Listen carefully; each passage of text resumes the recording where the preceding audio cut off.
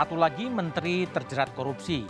Menkominfo Johnny G. Plate ditetapkan Kejaksaan Agung sebagai tersangka korupsi hari ini.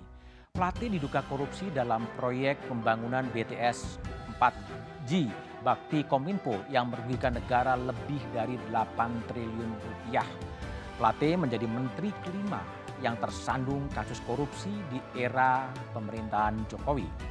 Namun di tengah dinamika jelang pemilu 2024, benarkah penetapan Sekjen Partai Nasdem ini bagian dari proses yuridis?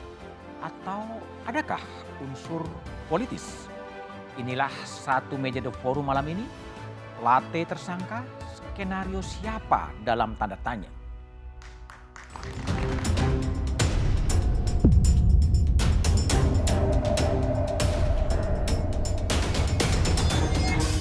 Kami menyimpulkan terdapat kerugian keuangan negara sebesar 8 triliun 32 miliar 84 juta 133 795. Yang bersangkutan diduga terlibat di dalam peristiwa tindak pidana korupsi proyek pembangunan infrastruktur BTS 4G paket 1, 2, 3, 4, dan 5. Sehingga tim penyidik pada hari ini telah meningkatkan status yang bersangkutan setelah dari saksi menjadi tersangka.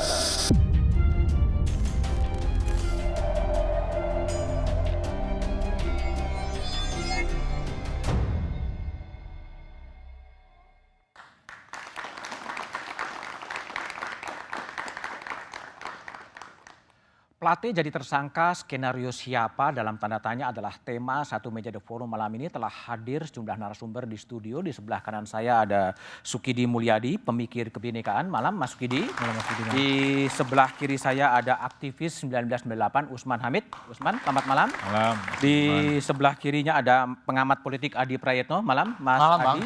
Selamat malam. Melalui sambungan Zoom ada Ali Mohtar Ngabalin, tenaga ahli utama kantor staf Presiden. Malam Bang Ali. Selamat malam Mas Bram. Kemudian melalui sambungan Zoom juga ada Direktur Penyidikan Jaksa Agung Muda Pidana Khusus Kejaksaan Agung Pak Kuntadi. Malam Pak Kuntadi. Selamat malam. Oke, sebelum saya mulai dialog kita coba dengar update terakhir dari jurnalis Kompas TV Fredika Ananda dari Kejaksaan Agung. Nanda Aprilia, boleh dikabarkan update terakhir kondisi di Kejaksaan Agung sekarang?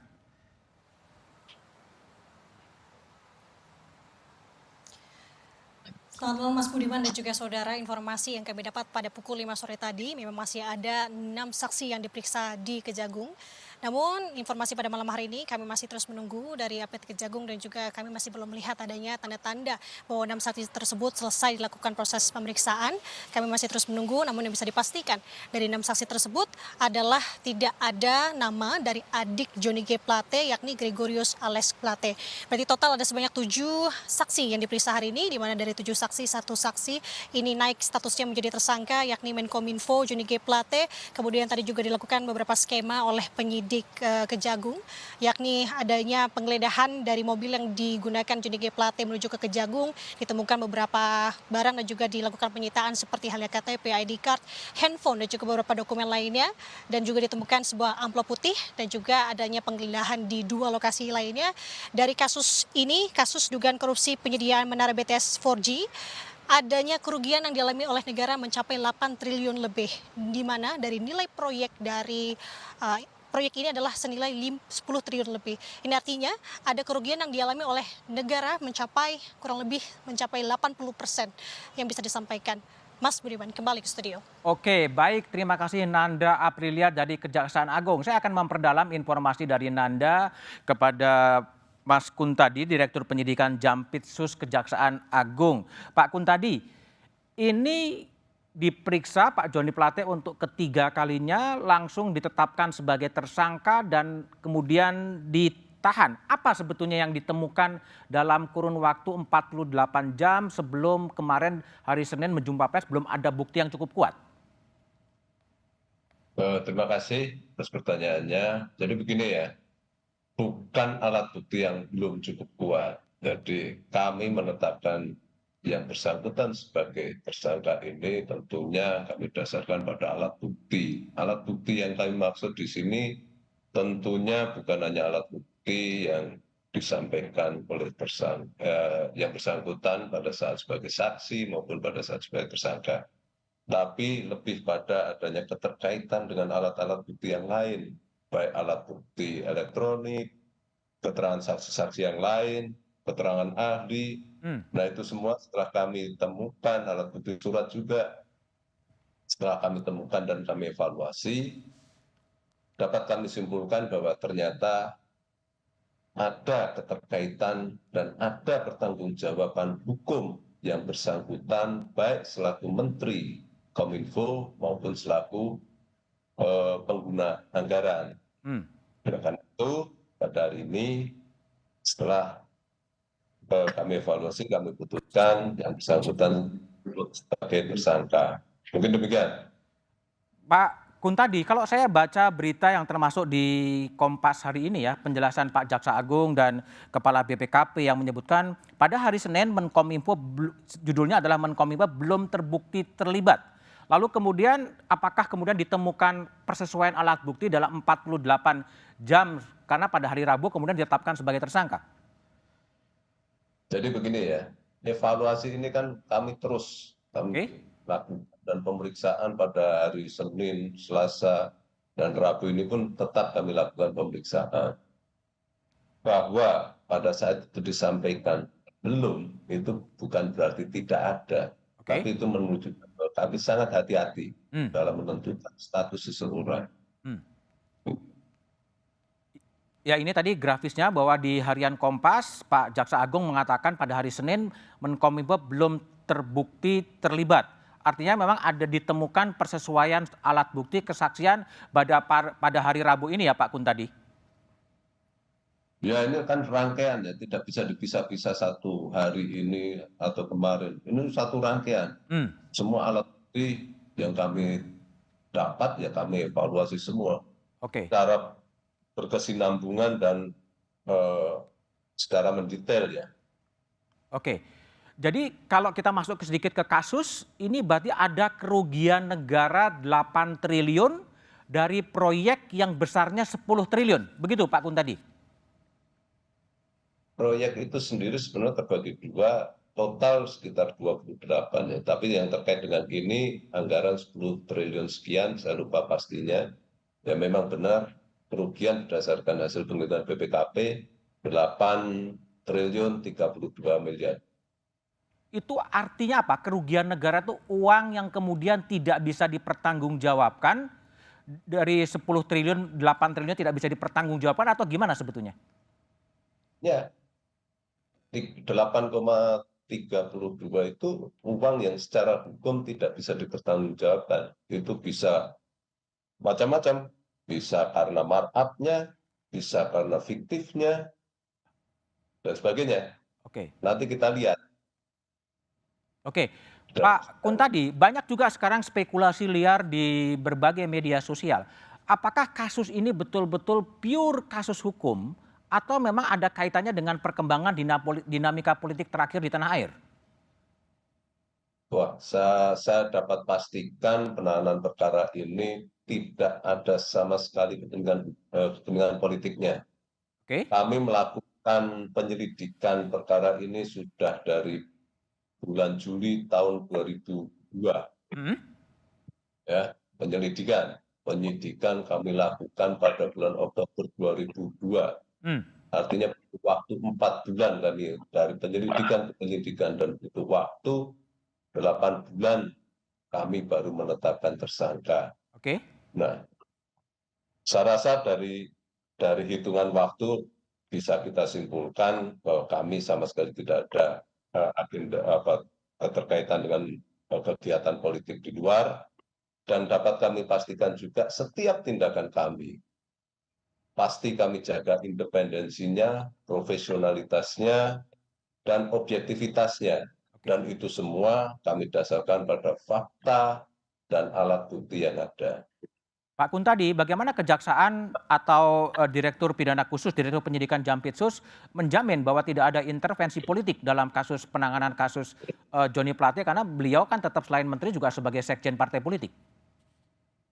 Ya, jadi begini ya, kami sebagai penyidik, ruang lingkup pelaksanaan kewenangan dan pelaksanaan tugas kami sudah dibatasi oleh koridor hukum, yaitu hukum acara. Artinya setiap tindakan hukum kami terukur dan dapat diukur dengan sandaran hukum acara yang berlaku. Jadi kalau mau melihat kami ini keluar dari koridor itu, nah itu mungkin silakan. Tapi kalau sejauh ini menurut hemat kami, segala tindakan hukum kami dasarkan pada ketentuan yang berlaku dan kami tidak ada kewenangan lain selain yang diatur oleh undang-undang. Oke, pertanyaan saya terakhir Pak Kuntadi. 8 triliun kerugian negara. Strategi Kejaksaan Agung apakah follow the money akan mengikuti kemana uang itu akan mengalir? Ya, kami pastikan ya. Jadi siapapun dan kemanapun uang mengalir akan dimintanya pertanggungjawaban? Ya, kami pasti akan telusuri. Oke, baik Pak Kuntadi, saya akan ke Pak Mohtar Ali Mohtar Ngabalin. Banyak orang yang kemudian berspekulasi ada unsur politik ya atau intervensi politik dalam kasusnya Pak Joni Plate. Tapi apakah benar demikian? Jawaban Ali Mohtar Ngabalin setelah jeda berikut ini.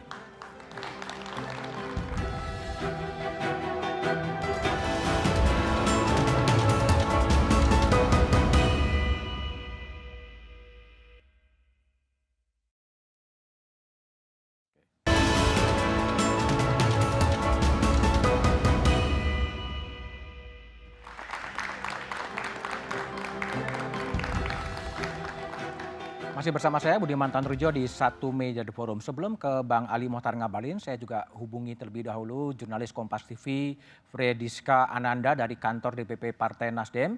Rizka, bisa diupdate poin penting dari jumpa pers Ketua Umum Partai Nasdem Surya Paloh yang baru saja berakhir tadi sore? Ya, selamat malam Budiman dan juga saudara. Usai ditetapkannya Menteri Komunikasi dan Informatika Joni G. Plate yang juga merupakan kader dari Partai Nasdem, ini tadi siang Ketua Umum dari Partai Nasdem yakni Surya Paloh mengumpulkan pengurus dan juga elit dari Partai Nasdem. Apa agendanya? Yakni adalah terkait dengan evaluasi dan juga mengisi keterkosongan posisi dari Sekretaris Jenderal dari DPP Partai Nasdem, di mana kita ketahui bahwa selain Joni G. Plate merupakan menteri dari Kabinet Presiden Joko Widodo, ia juga merupakan kader dari Partai Nasdem yang juga mengisi jabatan sebagai Sekretaris Jenderal. Dan kemudian berdasarkan hasil evaluasi tadi yang disampaikan oleh Surya Paloh kepada awak media, bahwa dikatakan bahwa disampaikan posisi sebagai Sekretaris Jenderal Joni G. Plate ini digantikan oleh kader Partai Nasdem yakni Hermawi Taslim sebagai PLT Sekjen DPP Partai Nasdem. Nah, kemudian terkait dengan apa yang disampaikan oleh Surya Paloh kepada awak media tadi, dikatakan bahwa tentu Partai Nasdem juga merasa prihatin begitu ya terkait dengan ditetapkannya Joni G. Plate sebagai tersangka terkait dengan dugaan tindak pidana korupsi, yang mana dikatakan bahwa Joni G. Plate ini mengakibatkan kerugian negara senilai 8 triliun rupiah. Dan kemudian mari kita simak sebentar Budiman dan juga saudara kutipan pernyataan dari Surya Paloh berikut ini. Dalam kapasitas saya, baik secara pribadi maupun selaku Ketua Umum Dewan Pimpinan Pusat Partai Nasdem, beserta dengan seluruh jajaran DPP yang ada pada sore hari ini. Dan tentu juga tidak terlepaskan dari seluruh selagorde, baik Dewan Pimpinan Wilayah, Dewan Pimpinan Daerah, sampai DPRT Partai Nasdem seluruh Indonesia. Kami dalam suasana penuh keprihatinan, kesedihan yang sukar untuk kami tutupin. Kami berupaya untuk menutupin ini. Kami berupaya untuk kami tetap tegar, bisa tersenyum dengan teman-teman semuanya, kami upayakan itu. Tapi kalau teman-teman bisa memahami Sesungguhnya apa yang ada dalam nurani diri pribadi saya. Ada kesedihan, keperihan hati. Tidak seperti biasanya. Saya memahami kasus seperti ini bukan yang pertama kali dihadapi oleh partai ini. Tapi untuk hal yang terjadi kali ini kepada Sekretaris Jenderal DPP Partai Nasdem, saudara kami Joni Plate, saya harus katakan sekali lagi, kami berduka untuk ini. Saudaraku semuanya, ditetapkannya saudara Joni Plate sebagai tersangka itulah merupakan bahagian dari proses hukum yang harus dilaluinya. Apa sikap Nasdem? Jelas tidak pernah berbeda. Dari komitmen awal partai ini didirikan, kami ingin tetap berada di garda terdepan, ingin menegakkan prinsip-prinsip hukum yang berkeadilan untuk terus dari waktu ke waktu. Kita dukung, kita berikan penghormatan sebagaimana mestinya kita sebagai warga negara yang baik. Apalagi peran daripada institusi partai politik yang berulang kali saya katakan, partai politik harus berada pada garda yang paling terdepan untuk memberikan kontribusinya dalam proses pendidikan politik yang berarti dan mengedepankan profesionalisme dan moralitas. Ini jelas. Jadi proses hukum ini harus kita hormati. Kami tetap menghormati ini.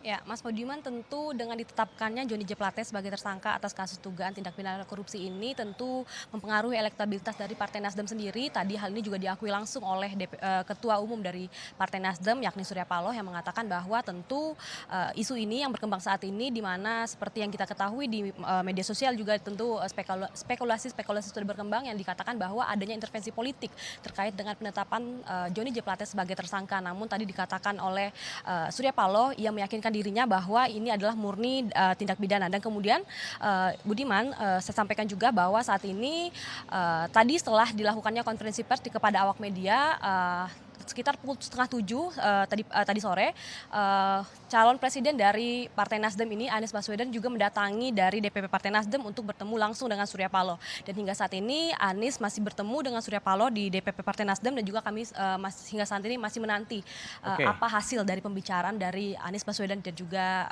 Surya Paloh. Oke, baik, Rizka Ananda, terima kasih dari kantor Nasdem. Oke, saya ke Bang Ali Mohtar Ngabalin. Bang Ali Mohtar Ngabalin, ya, dari istana, sekarang sedang berada di istana, banyak orang kemudian berspekulasi ada intervensi dari istana dalam kasus penahanan dan penetapan tersangka Joni Plate. Apakah memang betul demikian, Mbak Ali? Ya, Mas Budiman dan para pemirsa dan narasumber yang saya hormati. Pertama, saya ingin menyampaikan bahwa jauh sebelum Bapak Presiden melantik para menteri, Bapak dan Ibu para menteri maupun wakil menteri atau kepala lembaga, berkali-kali Bapak Presiden telah menyampaikan agar tetap fokus bekerja pada menjalankan visi misi Presiden dan Wakil Presiden. Beliau berulang kali mengingatkan untuk jangan pernah ada yang cawe-cawe terlibat terkait dengan masalah kasus hukum, termasuk di dalamnya adalah tindak pidana korupsi. Karena itu, dalam kasus seperti hari ini, ya, Bapak di Medan, dan saya ingin mengatakan bahwa ketika ini masuk dalam masalah hukum, maka Presiden memastikan untuk tidak akan mungkin bisa intervensi dan tidak ada privilege untuk siapapun. Ini penting untuk harus disampaikan ke publik, Mas Budiman. Bang Ali, apakah momentum penahanan dan penetapan tersangka dari Joni G. Plate ini terkait dengan hubungan kurang harmonisnya Pak Jokowi dengan Surya Paloh akhir-akhir ini? Enggak mungkin. Itu pasti tidak mungkin. Saya telah memberikan klarifikasi itu kepada teman-teman. Tadi saya press conference langsung dari Istana Negara, karena tidak ada masalah apa-apa pun dalam urusan politik. Karena itulah maka ketika dikait-kaitkan dengan politik, pada bulan Oktober 2022 itu Nasdem mendeklarasikan calon presidennya. Kasus ini sudah berjalan sejak awal, sudah lama. Jadi memang tidak boleh dikait-kaitkan dengan urusan politik dan penegakan hukum secara murni. Saya bersyukur dan berterima kasih tadi oleh Ketua Umum Nasdem dengan tegas menyampaikan bahwa kasus ini adalah murni kasus hukum. Sehingga tidak boleh ada orang yang mengkaitkan masalah ini. Baik, Pak Ali Mohtar Ngabalin. Saya ke Mas Adi Prayitno. Mas Adi, sebagai pengamat politik, apa yang Anda baca dengan penetapan Sekjen Nasdem, Menkominfo sebagai tersangka dan langsung ditahan? Ada kaitan dengan politik? Kalau membaca kecenderungan publik saat ini ketika Joni Plate yang terkesan tiba-tiba ditetapkan sebagai tersangka. Kok tiba-tiba udah agak lama kan? Memang prosesnya iya, tapi kan sebelumnya juga disebutkan belum ada indikasi kuat untuk ditetapkan sebagai tersangka. Publik itu bergemuruh, Bang. Bergemuruh. Minimal pembicaraan di medsos itu terbelah. Satu sisi ini dikaitkan dengan jalan panjang menuju 2024. Tentang dinamika hubungan antara Surya Paloh dengan Jokowi dan seterusnya. Bahkan banyak yang menuduh ini bagian dari intervensi dan upaya untuk menjegal Anies di 2024. Nyata dan kuat sekali di Twitter. Kalau menurut Anda ada skenario itu? Kalau saya justru sebaliknya. Saya hampir mengamini dengan apa yang sudah disampaikan oleh Kejaksaan tadi ataupun Bang Mohtar Ngabalin.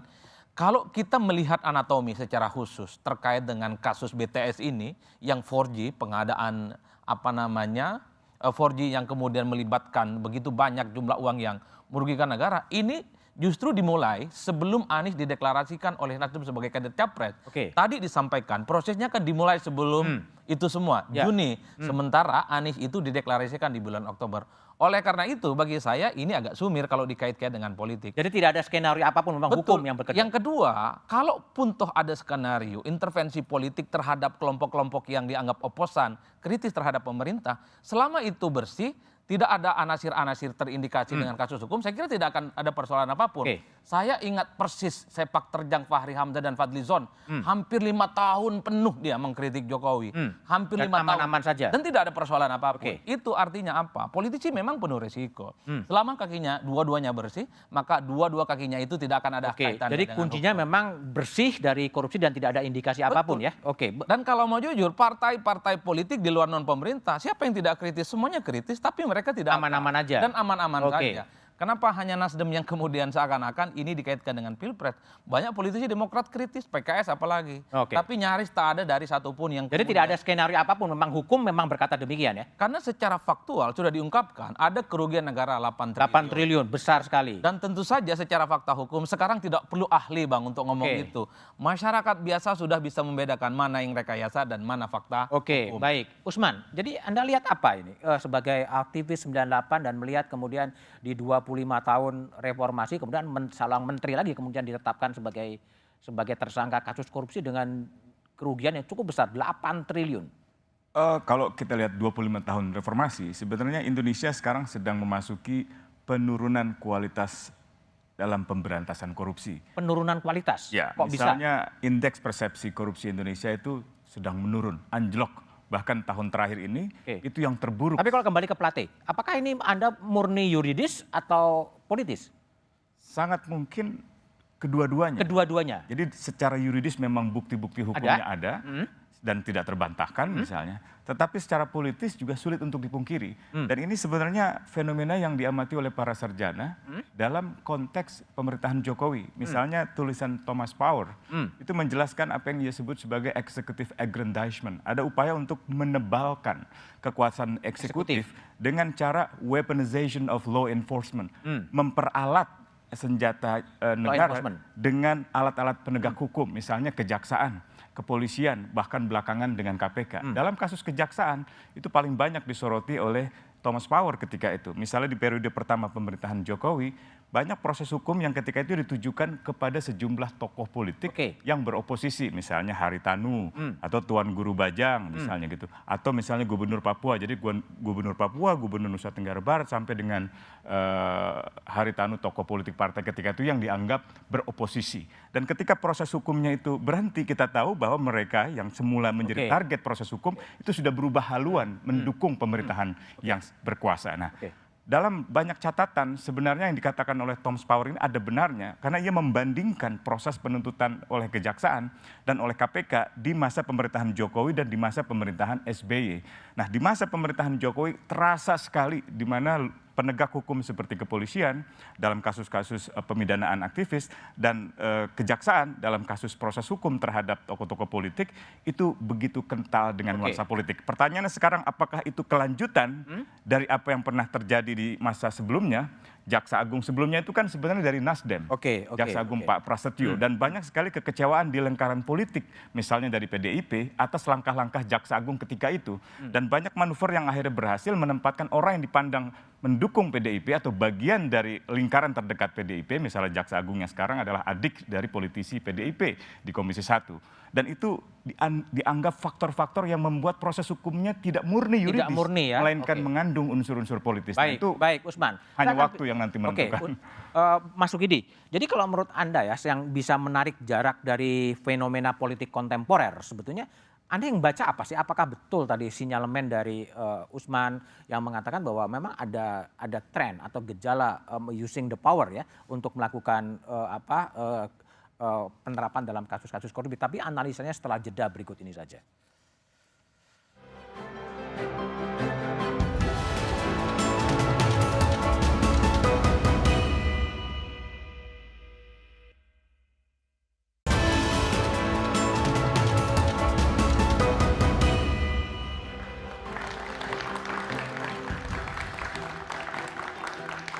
Masih bersama saya Budiman Tanurjo di Satu Meja The Forum. Sebelum saya melanjutkan dialog, kita dengar terlebih dahulu bagaimana pandangan masyarakat pasca Kejaksaan Agung telah menetapkan Johnny Plate sebagai tersangka dan hari ini langsung ditahan. Jadi menurun ya tingkat kepercayaan publik terutama sebagai masyarakat melihat menterinya yaitu Menteri Komunikasi yang seharusnya bisa membangun komunikasi dengan adanya tower-tower BTS yang sudah dianggarkan tapi malah dikorupsi uangnya dan towernya pun tidak tahu jadi apa enggak gitu kan. Jadi menurut saya sih cukup miris ya. Kan kalau tindakan korupsi itu kan udah pasti merugikan negara ya, apalagi dengan nilai yang sangat fantastis itu. Kan kalau misalnya ngomongin kepercayaan publik, apalagi tahun ini tahun politik ya, mungkin itu juga akan mempengaruhi kepada mungkin elektabilitas dari bakal calon presiden yang dari partai yang mereka usung.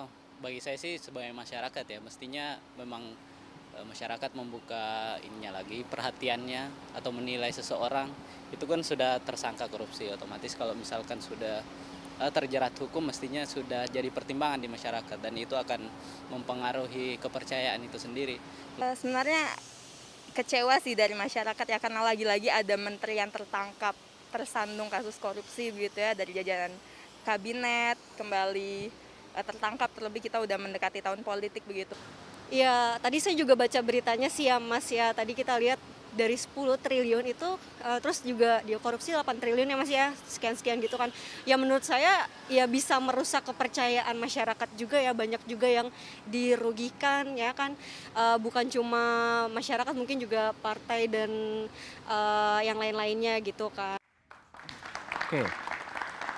Itulah pandangan publik ya, pandangan masyarakat soal penetapan tersangka Johnny G. Plate. Saya akan tanya kepada Mas Sukidi, pemikir kebinekaan. Mas, ini di masa Presiden Jokowi 2 periode hampir 5 menterinya kemudian masuk penjara karena korupsi. Apa yang Anda baca dengan kasus itu sebenarnya? Ya, pertama ini duka kita sebagai bangsa. Duka kita sebagai bangsa? Duka kita sebagai bangsa karena Republik ini didirikan oleh para pendiri Republik sebagai bangsa yang religius, tapi 78 tahun kemudian kita tumbuh menjadi bangsa yang korup, corrupt nation. Corrupt nation? Ya, itu pertama. Yang kedua, Republik ini didirikan oleh para pendiri bangsa yang memiliki integritas moral yang luhur, Tetapi sekarang Republik ini dikendalikan oleh para pemimpin yang korup dan tamak. Dan ketamakan itu adalah sumber kejahatan yang membelit bangsa ini. Itu yang kedua. Yang ketiga, yang tak kalah pentingnya adalah korupsi sebagai kejahatan yang luar biasa, itu terjadi justru di tengah masyarakat yang hidup dalam garis kemiskinan.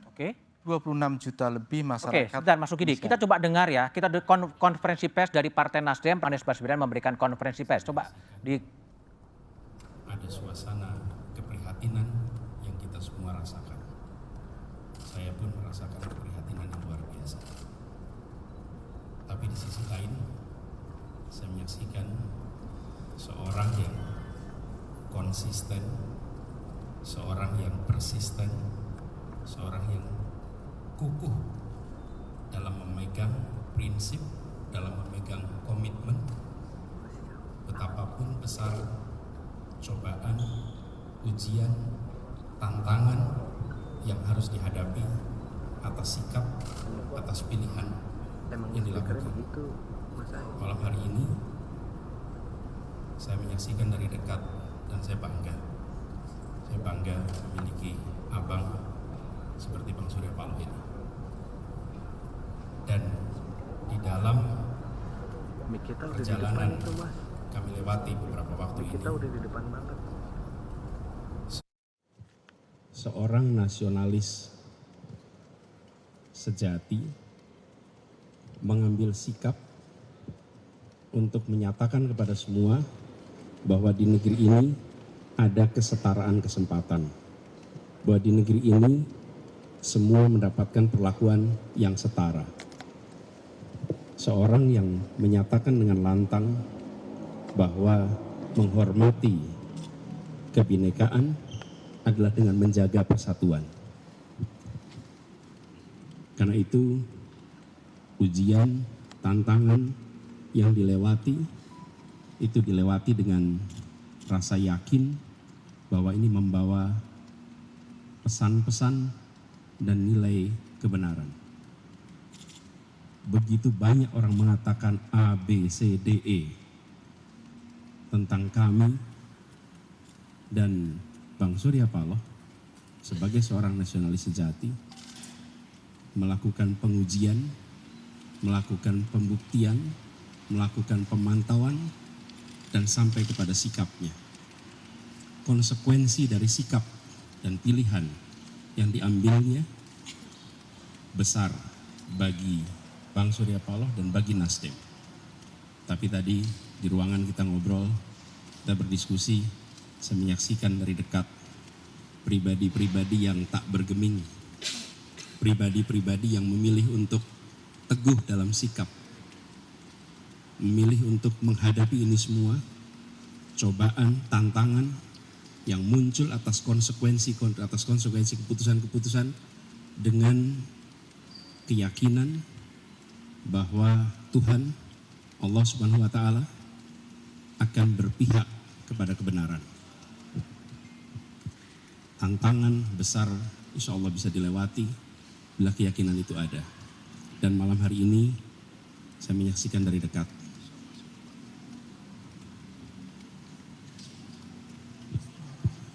Dan tadi dijelaskan tidak ada sedikit pun yang berubah ikhtiar kita untuk bekerja menghadirkan keadilan, menghadirkan kesetaraan, menjaga persatuan, jalan terus. Tidak ada yang berubah, tidak ada yang bergeser, dan tidak ada yang melambat. Tadi kita sampaikan kita jalan terus sesuai dengan semua rencana, dan kita kirimkan pesan pada seluruh rakyat Indonesia. Justru karena besarnya tantangan ini, kita makin yakin bahwa keadilan harus ditegakkan di negeri ini. Bahwa keadilan itulah yang nanti bisa menjaga persatuan di negeri ini. Dan itu hasil obrolan kita dengan Bang Surya Paloh dan teman-teman Nasdem pada malam hari ini. Itu aja dari saya. Terima kasih. Assalamualaikum warahmatullahi wabarakatuh. Jumpa pers dari bakal calon presiden dari Partai Nasdem, Anies Baswedan yang didampingi oleh Sugeng Suparwoto dan Taufik Basari yang intinya mengatakan bahwa tidak ada yang berubah dalam sikap Partai Nasdem dan kemudian keadilan pada saatnya juga akan datang. Dan tidak ada yang berubah, ini juga punya tafsir bahwa pencalonan presiden bakal oleh Anies Baswedan oleh Nasdem tetap akan berlanjut. Saya kembali ke Mas Sukidi. Mas Sukidi, apa yang salah sebetulnya? Kok kemudian reformasi 25 tahun, 78 republik, kok kemudian tergerak menjadi begitu banyaknya korupsi? Seperti Prof. Mahfud mengatakan di udara ada korupsi, di laut ada korupsi, di darat ada korupsi. Apa yang salah sebetulnya? Yang salah karena pertama kita tumbuh menjadi satu bangsa yang tidak kuat secara moral. Tidak kuat secara moral? Ya, moral kita lembek dan kita bersikap permisif terhadap berbagai penyimpangan moral. Karena itu pendapat terbaik yang pernah saya dengar adalah justru mengikuti slogan politik yang diberikan oleh Ben Anderson ketika dia datang ke Indonesia persis setahun setelah reformasi, dia menggelorakan slogan politik lifelong shame. Jadi long life shame, yaitu adalah sikap hidup untuk rasa malu selamanya terhadap penyimpangan-penyimpangan moral yang membelit bangsa ini yang cukup lama, sehingga kita perlu sikap tegas terhadap korupsi itu. Karena itu zero tolerance terhadap korupsi itu harus selalu menjadi komitmen kita bersama dan tidak ada toleransi sedikit pun kepada korupsi itu sendiri. Nah, kalau kemudian merebak kemana-mana korupsi itu ada, semata-mata memang kelemahan dari bangsa ini atau memang sistemnya atau kepemimpinannya atau seperti apa yang mengakibatkan korupsi bisa menjadi komorbid sebetulnya? Terbawa sejak zaman VOC sampai sekarang. Ya, saya kira kepemimpinan kita yang tidak merefleksikan apa yang saya sebut sebagai servant leadership. Servant leadership? Ya, kepemimpinan yang spiritnya melayani untuk orang lain, tapi kepemimpinan kita yang tumbuh adalah kepemimpinan yang feudalistik, yang patrimonialistik, yang selalu berorientasi pada ketamakan diri sendiri dan partai dan orang lain, kroninya.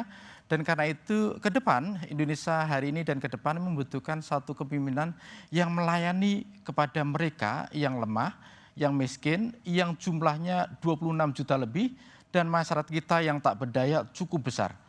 Karena itu kita harus menuntut pemimpin untuk selalu setia melayani kepada rakyat kecil itu sendiri. Melayani rakyat kecil. Oke, kembali ke Usman Hamid. Usman tadi sempat menyinggung soal law enforcement, penegakan hukum. Nah, sebetulnya apakah memang penegakan hukum yang dilakukan oleh kekuatan itu memang mengingkari atau mengkhianati semangat reformasi pada waktu 25 tahun Anda berada di jalan? Sebenarnya ada bagian-bagian masa reformasi yang menumbuhkan harapan yang tinggi, yaitu ketika lembaga hasil perjuangan politik reformasi seperti KPK dianggap efektif di dalam menyeret pelaku-pelaku korupsi pada dua sektor yang paling mendasar. Yang pertama sektor penegak hukum, yang kedua adalah sektor politik.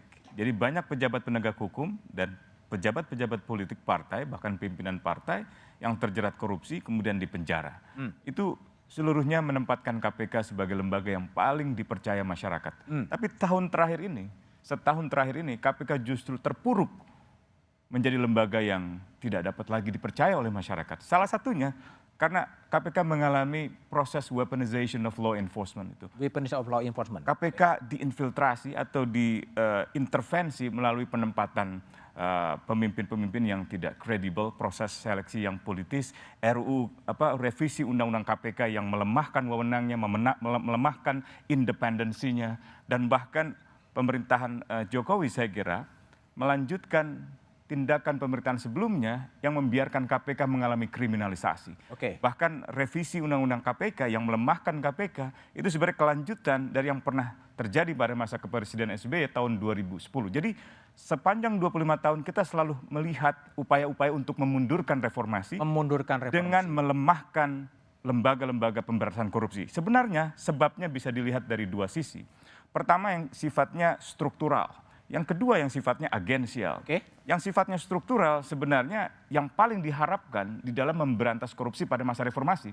Karena struktur politik tertinggi misalnya presiden atau misalnya kekuatan oligarki, kekuatan kelompok orang yang super kaya, yang sangat kaya, tidak ada dalam struktur politik tapi mengendalikan proses pengambilan keputusan politik. Dan yang kedua adalah faktor agensial. Banyak orang berharap, oh si A orang baik, pasti bisa memberantas korupsi. Dulu orang membayangkan, misalnya Peter Carey, sejarawan Inggris, dia membandingkan pemberantasan korupsi di Inggris dan di Indonesia, dia menempatkan harapan yang tinggi pada sosok-sosok seperti Jokowi ketika itu. Menjadi wali kota, menjadi gubernur, mendapatkan Bung Hatta Anti Corruption Award, dan juga mendapatkan penghargaan lain sebagai sosok pemimpin anti korupsi. Jokowi juga berjanji menambah kewenangan KPK, menambah jumlah penyidik KPK menjadi 1.000 dan seterusnya. Tapi setelah menjadi presiden, ia diangkat sebagai petugas partai yang akhirnya tidak lagi memiliki kewenangan penuh untuk mengendalikan negara ini. Nah, penempatan dirinya sebagai petugas partai itulah yang menurut saya ancaman terbesar dalam 2024 simbol ya, jadi permasalahan. Kalau itu terjadi lagi, jangan harap seorang presiden bisa memberantas korupsi. Saya ke Bang Ali Mohtar Ngabalin. Bang Ali, ini kan Pak Jokowi sudah ada 2 periode ya, hampir 2 periode memimpin bangsa ini, tapi masih ada agenda reformasi termasuk anti korupsi yang banyak publik mengatakan terbengkalai atau mangkrak. Sebenarnya apa sih yang terjadi? Tapi analisa dari Bang Ali Mohtar Ngabalin setelah jeda berikut ini.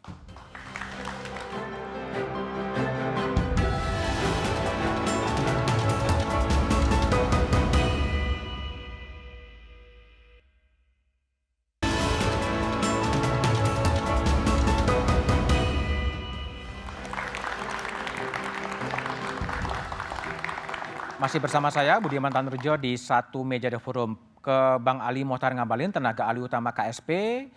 2 periode Presiden Jokowi memimpin, ada yang menyebutkan pemberantasan korupsi menjadi mangkrak. Dan setelah ditetapkan oleh Bang Joni Plate sebagai tersangka, kemudian siapa yang akan menggantikan Menkominfo, Bang Ali?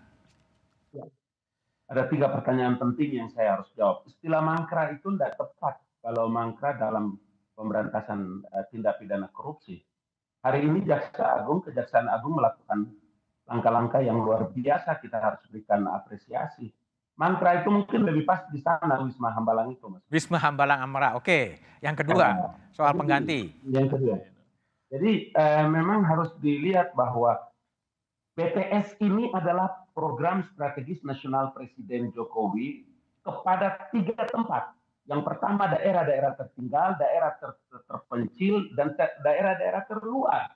Dana sebesar itu dialokasikan dari hasil pajak rakyat untuk membangun BTS di seluruh Indonesia dan tidak bisa terlaksana. Oke, Bang, pertanyaan saya terakhir, Bang. Yang ganti Bang Joni siapa, Bang, jadinya, Bang? Kita harapkan nanti, insya Allah, mudah-mudahan malam ini atau besok pagi Bapak Presiden mungkin menunjuk ad interim atau langsung pelaksana tugasnya dengan harapan saya berharap banyak dan ini menjadi akhlak dan moral yang selalu dikembangkan oleh Pak Jokowi. Beliau akan berkonsultasi lagi dengan Bang Surya untuk bisa menempatkan siapa yang menggantikan. Bang Ali. Terima kasih. Mas Adi Prayitno, tadi kalau penjelasan dari Mas Anies tidak ada yang berubah. Artinya tetap dalam skenario politik. Anda baca seperti apa? Ya, saya kira sederhana membaca sikap politik Nasdem dan statement terakhir dari Anies ya, bahwa sekalipun ada tersangka yang melibatkan Sekjen Nasdem, bahwa iman politik poros perubahan akan terus jalan. Tidak akan kendor, tidak akan ragu, mereka akan terus mengonsolidasi kekuatan politik mereka supaya Anies mendapatkan tiket pencapresan. Tapi terakhir bagi saya, Bang, tesis dalam politik itu disebutkan semakin negara terkonsolidasi, semakin negara itu demokratis, mestinya soal indeks perception korupsi itu hilang. Atau bisa diminimalisir. Tapi di Indonesia seakan-akan terjadi paradoks. Satu sisi demokrasi kita itu berkembang begitu besar, minimal tingkat partisipasi politik, minimal partai politik kita tumbuh besar hampir tiap pemilu berkembang. But on the other hand, kita tidak bisa menutup mata. Korupsi kita seperti persepsi-persepsi yang kemudian muncul belakangan ini adalah titik terendah selama 15 terakhir yang kemudian kita harus teratapi bersama. Jokowi itu sebenarnya adalah oase politik karena bukan oligarki, bukan ketua umum partai yang mestinya bisa memutus mata rantai di mana semua institusi dan penegak-penegak hukum selama ini tidak lagi cawe-cawe dengan urusan politik, Bang. Sudah menjadi konsumsi publik, Kejaksaan Agung, kemudian KPK, bahkan kepolisian itu seringkali menjadi instrumen politik dalam tanda kutip jelang pemilu elektoral 2024. Saya kira persepsi ini harus mulai dihilangkan. Dihilangkan ya. Bahkan kalau mau lihat kita perdebatan per hari ini di media sosial itu lebih kuat narasinya tentang bahwa persoalan Joni Plate ini tidak melulu persoalan hukum, tapi persoalan politik. Oke, itu baik, bisa baik. kemudian Saya kita ke Usman. tutup mata. Ini Koronel Usman, apa yang harus dikerjakan untuk mengembalikan lagi atau memperbaiki kondisi bangsa yang saya meminjam istilah Pak Sukidi adalah kemanusiaan itu tersayat-sayat, korupsinya merajalela, ketambahan singkat atau apa? Mungkin perlu upaya dari seluruh komponen bangsa. Momentum pemilu ini adalah momentum yang harus dimanfaatkan secara optimal.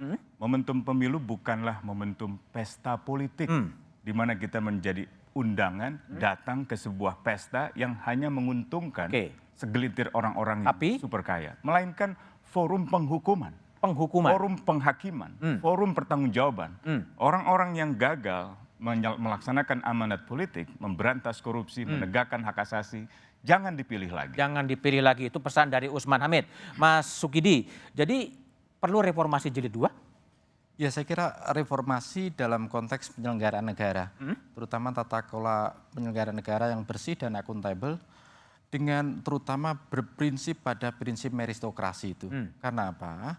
Karena penunjukan pejabat-pejabat publik, pemimpin republik ini tidak didasarkan pada prinsip meritokrasi, tapi prinsip jasa dan balas politik, sehingga ini mengakibatkan para pemimpin yang sebenarnya tidak punya kecakapan dan tidak punya kebijaksanaan akhirnya terjerumus pada praktek-praktek kejahatan yang luar biasa. Karena itu kita belajar dari Amerika, Thomas Jefferson menyebut para pendiri Amerika sebagai man of merit, dan juga belajar dari tetangga kita Singapura. Lee Kuan Yew menyebut menyebut Singapura sebagai negara yang berprinsip pada meritokrasi itu. Karena itu republik ini sebenarnya butuh prinsip meritokrasi yang menempatkan orang-orang terbaik, orang-orang yang bijak, orang-orang yang berpengetahuan untuk menyelenggarakan negara. Karena apa? Karena hipokrisi dalam penyelenggaraan negara sudah pada titik terburuk dalam sejarah Indonesia. Hipokrisi itu kemunafikan ya, dalam posisi yang nadir. Oke, Mas Sukidi, terima kasih. Mas Usman, Bang Adi, dan Ali Mohtar Ngabalin telah tergabung di satu meja The Forum. Sudah 5 menteri Jokowi dipenjara karena korupsi. Joni Plate adalah menteri kelima yang ditahan atas tuduhan korupsi. Fakta itu menggambarkan korupsi belum enyah dari republik ini. Agenda reformasi terus saja dikorupsi. Penahanan Joni bisa saja memunculkan berbagai spekulasi. Tapi yang namanya korupsi tetaplah korupsi, tergantung pada kekuatan bukti dan saksi. Karena korupsi itu bisa membangkitkan negeri. Bangsa ini membutuhkan pemimpin yang punya komitmen anti korupsi. Bukan hanya dalam permainan narasi, tapi dalam aksi.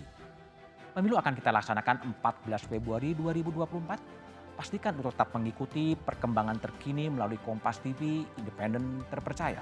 Demikian satu meja The Forum malam ini. Sampai jumpa pekan depan. Selamat malam dan terima kasih.